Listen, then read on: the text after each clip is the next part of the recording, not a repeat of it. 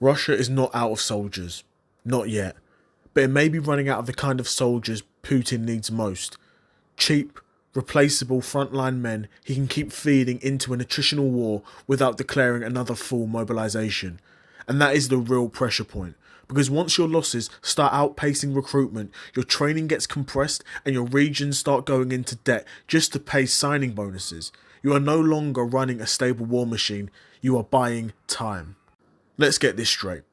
Russia is not about to wake up tomorrow with no army. That is a lazy analysis. It still has a big population, it still has coercive power, it still has money to throw at the problem, and it still has ways to keep men flowing to the front. But the model is getting uglier, because the war has now entered the phase where quantity alone is harder to maintain. Not impossible, but harder. And when a state has to spend more to recruit weaker replacements faster, that is a real warning sign. And this is the core issue. In February 2026, Bloomberg reported that Western officials believed Russia's battlefield losses had exceeded recruitment for 3 straight months, and that in January 2026 alone, Russia suffered more than 9,000 battlefield losses than it replaced. That matters a lot.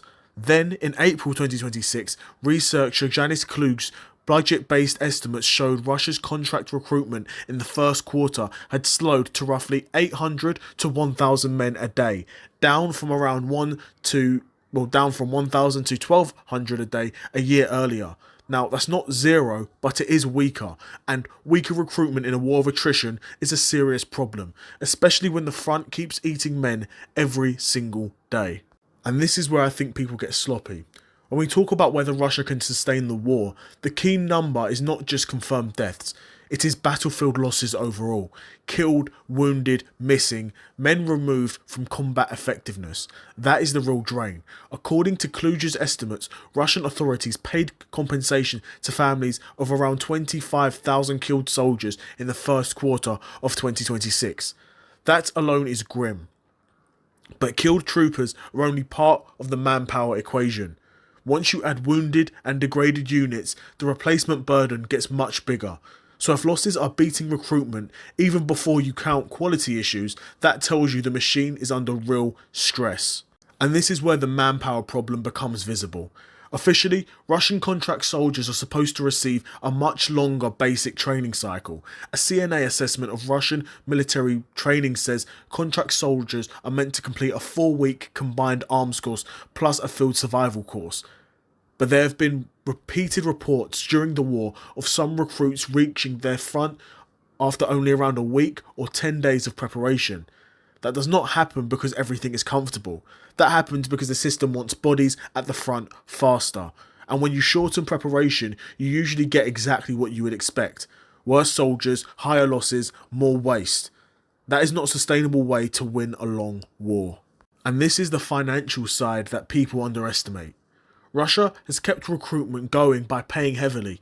Big salaries, big sign-up bonuses, compensation to families, but someone has to fund that, and increasingly, Russia's regions are under pressure. Reuters reported in April 27, 2026 that Russia's combined regional budget deficit is expected to rise 27% this year to 1.9 trillion rubles, while regional debt is rising too. Why? Because regional budgets bear a significant share of war-linked spending, including payouts to volunteers and their families. This is huge. It means the war is not just burning through soldiers, it's burning through local balance sheets as well. So what is the real ticking clock here? It is not that Russia suddenly has no men. It is that Putin's preferred manpower model is getting more expensive, less efficient and more fragile. He wants to avoid another mass mobilization. He wants to keep the war politically manageable, and he wants to keep poor regions to supply the men and the cash. But that model works best when recruitment is healthy and losses are manageable, when recruitment slows, when losses outrun intake, when training gets compressed, and when regional governments are pushed towards debt, the system starts looking less like a stable pipeline and more like a strained machine. So is Russia on a ticking time clock? Maybe yes. Not because it's about to run out of humans, but because it may be running out of cheap, voluntary, politically convenient frontline manpower, and that matters. Because if this trend continues, Putin eventually faces a worse choice. pay even more, coerce even more, mobilise more, and accept lower quality forces. None of these are clean options, and this is why Russia's manpower problem could become one of the most important stories in this war.